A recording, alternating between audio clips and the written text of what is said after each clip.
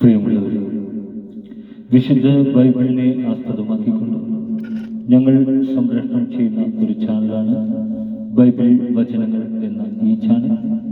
ഈ ചാനൽ കൂടി വിശുദ്ധ ബൈബിളിലെ പഴയ നിയമത്തിലെ ഉൽപ്പത്തി പുസ്തകം മുതൽ പുതിയ നിയമത്തിലെ വെളിപ്പാടിന്റെ പുസ്തകം വരെയുള്ള എല്ലാ അധ്യായങ്ങളും ഉൾക്കൊള്ളിക്കുവാൻ ഞങ്ങൾ ശ്രമിക്കുകയാണ്. ഈ ദൈവവചന ഭാഗങ്ങൾ കേൾക്കുന്ന എല്ലാവരും ലോകത്തിന് ശാന്തിയും സമാധാനവും നന്മയും ഉണ്ടാവാൻ വേണ്ടി എന്നോടൊപ്പം സർവശക്തനായ ദൈവത്തോട് പ്രാർത്ഥിക്കുക. അതോടൊപ്പം തന്നെ ഈ ചാനൽ കാണുന്ന എല്ലാവരും ഞങ്ങളുടെ ചാനൽ ഒന്ന് സബ്സ്ക്രൈബ് ചെയ്യാൻ മറക്കാതിരിക്കുക. സബ്സ്ക്രൈബ് ചെയ്ത് താഴെ കാണുന്ന ബെൽ ഐക്കൺ കൂടി ക്ലിക്ക് ചെയ്ത് തുടർന്നുമുള്ള ഞങ്ങളുടെ അധ്യായങ്ങളെല്ലാം നിങ്ങൾക്ക് ലഭിക്കുന്നത് പോലെ ഞങ്ങളോട് സഹകരിക്കുക. നിങ്ങളെവിടെയും പ്രാർത്ഥനാ നിർഭരമായ സഹകരണത്തിന് നന്ദി അറിയിച്ചുകൊണ്ട് ഒരിക്കൽ കൂടി പ്രതീക്ഷിച്ചുകൊണ്ട് നിങ്ങളെവിടെയും അകമഴിഞ്ഞ സഹകരണത്തിന് നന്ദി അറിയിച്ചുകൊണ്ട് ഉൽപ്പത്തി പുസ്തകം 46 അധ്യായം. യാക്കോബ് ഈജിപ്തിൽ തന്റെ സ്വത്തുക്കളെല്ലാം ശേഖരിച്ച് ഇസ്രായേൽ യാത്ര തിരിച്ചു. ബർഷബായിലെത്തിയപ്പോൾ അവൻ തന്റെ പിതാവായ ഇസഹാക്കിന്റെ ദൈവത്തിന് ബലികൾ അർപ്പിച്ചു. രാത്രിയിലുണ്ടായ ദർശനങ്ങളിലൂടെ ദൈവം ഇസ്രായേലിനോട് സംസാരിച്ചു. യാക്കോബേ, യാക്കോബേ, അവിടുന്ന് വിളിച്ചു.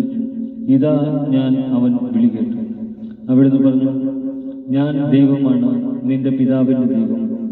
ഈജിപ്തിലേക്ക് പോകാൻ ഭയപ്പെടേണ്ട, കാരണം അവിടെ ഞാൻ നിന്നെ വലിയൊരു ജനമാക്കി വളർത്തും.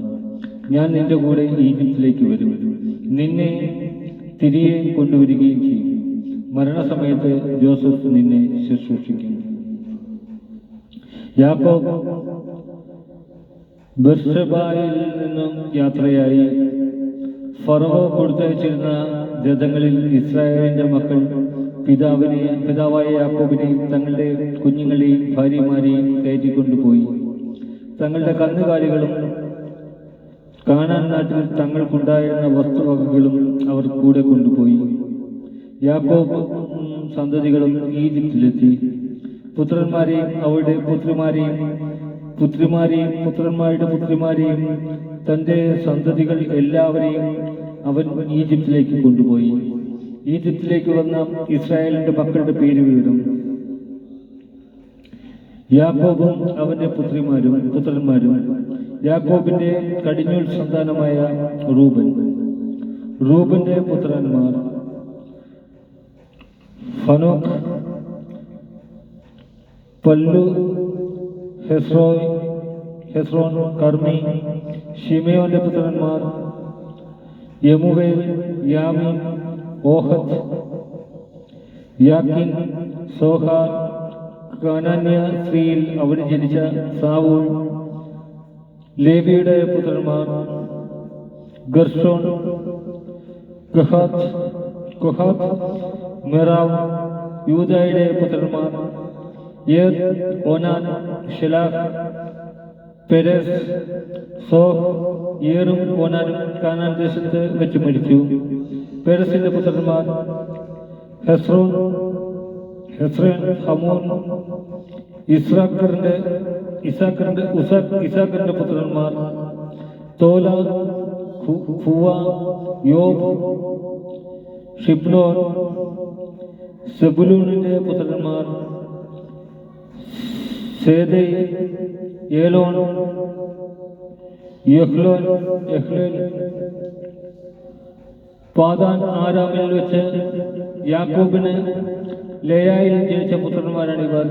അവളിൽ അവനു മീതെ ദീന എന്ന പുത്രിയും ജനിച്ചു. അവന്റെ സന്താനങ്ങളുടെ ആകെ എണ്ണം 33 ദാവീദിന്റെ പുത്രനായ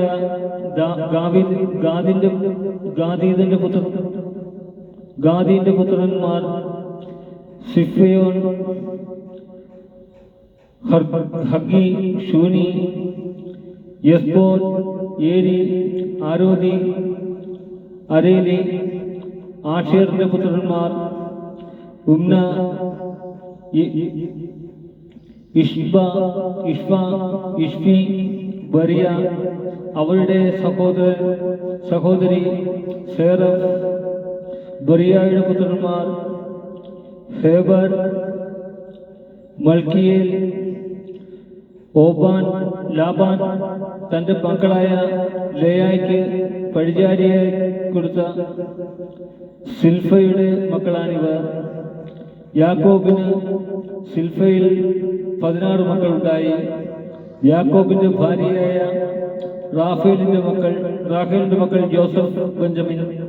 ജോസഫിന് ഈജിപ്തിൽ വെച്ച് ഓനിലെ പുരോഹിതനായ പൊത്തിഫറായുടെ പുത്രി അസ്രത്തിൽ മനാസയും എഫ്രായിമും ജനിച്ചു. ബെഞ്ചമിന്റെ പുത്രന്മാർ ബേല, ബക്കർ, അഷ്ബേൽ, ഗേര, നാമാൻ, യഹിറോഷ്, ഹൂപ്പീം, ആരദ്. യാക്കോബിനെ റാഹുലിൽ ജനിച്ച മക്കളാണ് ഈ 14 പേരും. ദാനിന്റെ പുത്രൻ ഖുശീം. നഫ്താലിയുടെ പുത്രന്മാർ യഫ്സേൽ, ഗുനി, യസേർ, ഷില്യം. ലാബാൻ തന്റെ മക്കളായ റാഫേലിന് കൊടുത്ത ബിൽഹ എന്ന പരിചാരികയിൽ യാക്കോബിനുണ്ടായ പുത്രന്മാരാണ് ഈ 7 പേർ. പുത്രന്മാരുടെ ഭാര്യമാരെ കൂടാതെ യാക്കോബിന്റെ കൂടെ ഈജിപ്തിലേക്ക് വന്ന അവന്റെ സന്താനങ്ങൾ 66 പേരാണ്. ഈജിപ്തിൽ വെച്ച് ജോസഫിന് 2 പുത്രന്മാർ ജനിച്ചു. അങ്ങനെ ഈജിപ്തിലേക്ക് വന്ന യാക്കോബിന്റെ കുടുംബക്കാർ ആകെ 70 പേരാണ്. ഗോഷനിലേക്കുള്ള വഴി കാണിക്കണമെന്ന് ആവശ്യപ്പെട്ടുകൊണ്ട് യാക്കോബ് യോസഫിന്റെ അടുത്തേക്ക് യൂദായെ മുൻകൂട്ടി അയച്ചു. അവർ ഗോഷനിൽ എത്തിച്ചേർന്നു. ജോസഫ് തന്റെ പിതാവായ ഇസ്രായേലിനെ എതിരേൽക്കാൻ രഥമൊരുക്കി ഗോഷനിലെത്തി. അവൻ പിതാവിനെ കെട്ടിപ്പിടിച്ച് ദീർഘനേരം കരഞ്ഞു. ഇസ്രായേൽ ജോസഫിനോട് പറഞ്ഞു, ഇനി ഞാൻ മരിച്ചുകൊള്ളട്ടെ, എന്തെന്നാൽ ഞാൻ നിന്റെ മുഖം കാണുകയും നീ ജീവനോടെ ഇരിക്കുന്നു എന്ന് അറിയുകയും ചെയ്തിരിക്കുന്നു. ജോസഫ് തന്റെ സഹോദരന്മാരോടും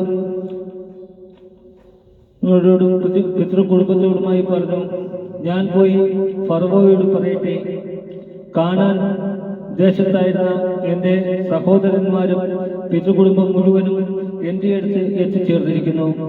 ഇവർ ഇടയന്മാരാണ്, കാലിമേക്കലാണ് ഇവരുടെ തൊഴിൽ. ആടും മാടും അവർക്കുള്ളതൊക്കെയും അവർ കൂടെ കൊണ്ടുവന്നിട്ടുണ്ട്. ഫറവോ നിങ്ങളെ വിളിച്ച് നിങ്ങളുടെ തൊഴിൽ എന്താണെന്ന് ചോദിക്കുമ്പോൾ അങ്ങയുടെ ദാസന്മാർ ചെറുപ്പം മുതൽ ഇന്ന് വരെയും കാലിമേയ്ക്കുന്നവരാണ്, ഞങ്ങളുടെ പിതാക്കന്മാരും അങ്ങനെയായിരുന്നു എന്ന് പറയണം. അങ്ങനെ പറഞ്ഞെങ്കിലേ ഗോഷേൻ നാട്ടിൽ നിങ്ങൾക്ക് പാർക്കാനാക്കൂ. കാരണം ഇടയന്മാരോട് ഈജിപ്തുകാർക്ക് അവജ്ഞയാണ്. നമ്മുടെ കർത്താവായ മിശിഹായ്ക്ക് സ്തുതി.